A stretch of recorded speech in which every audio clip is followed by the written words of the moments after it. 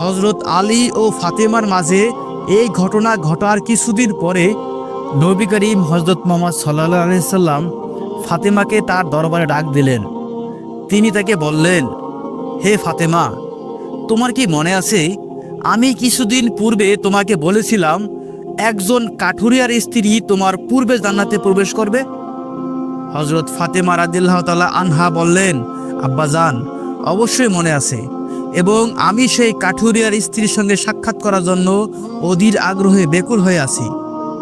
দয়া করে আপনি আমাকে তার ঠিকানা বলুন, যাতে আমি দেখে আসতে পারি সেই কাঠুরিয়ার স্ত্রী কি এমন আমল করে যার কারণে সে আমার পূর্বে জান্নাতে প্রবেশ করবে। তখন মুহাম্মদ সাল্লাল্লাহু আলাইহি সাল্লাম তাকে বললেন, হে ফাতেমা, কোনো এক নির্জন জঙ্গলের মাঝে সেই কাঠুরিয়া ও তার স্ত্রী বসবাস করে। তুমি যাও এবং তার সাথে সাক্ষাৎ করে এসো।